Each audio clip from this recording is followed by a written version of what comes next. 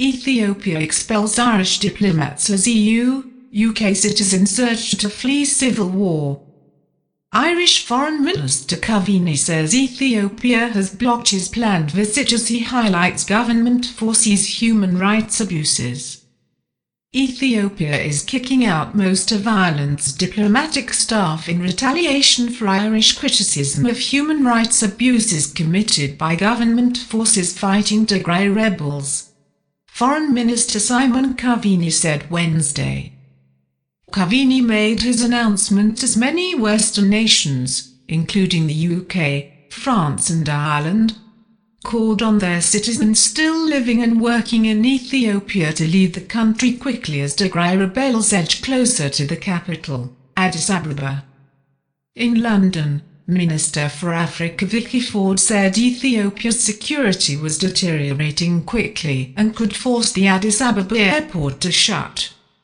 I am urging all British nationals, whatever their circumstance, to leave immediately while commercial flights are readily available, Ford said, adding that those who choose to stay should prepare to shelter in a place of safety over the coming weeks. Coveney agreed that the approximately 80 Irish citizens in Ethiopia, Ireland's largest recipient of foreign aid, should leave before flights become a problem. He said Ethiopia's embattled government has decided to target Ireland because it led the push for the United Nations Security Council's November 5 statement seeking a ceasefire in Ethiopia. Ireland has a seat on the 15-member council until the end of 2022. 4 of the Irish embassy's 6 staff have been ordered to leave Addis Ababa and Ireland is complying, he said. Irish Ambassador Nicola Brennan and 1 other staffer would stay in Ethiopia for now to aid Irish citizens' own exits, Coveney said. But the Irish government already has plans in place for both to leave quickly should they need to. Coveney said he had hoped to visit Addis Ababa in early December to appeal directly to Ethiopian Prime Minister Abiy Ahmed for his government to focus on dialogue rather than war. He said Ethiopia also had rejected his proposed trip. He said Ireland would continue to use its Security Council seat to press Abiy to guarantee humanitarian access to parts of Ethiopia that desperately need it.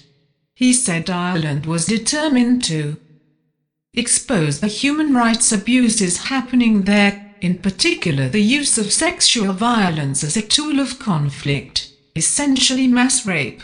Maybe a word about what is the aim of Ethiopia. When I met the Ethiopian leadership in February, they really used this kind of language that they are going to destroy the Tigrayans, they are going to wipe out the Tigrayans for 100 years and so forth, which for me referred to very serious human rights atrocities and crimes as well. If you wipe out your national minority, what is it?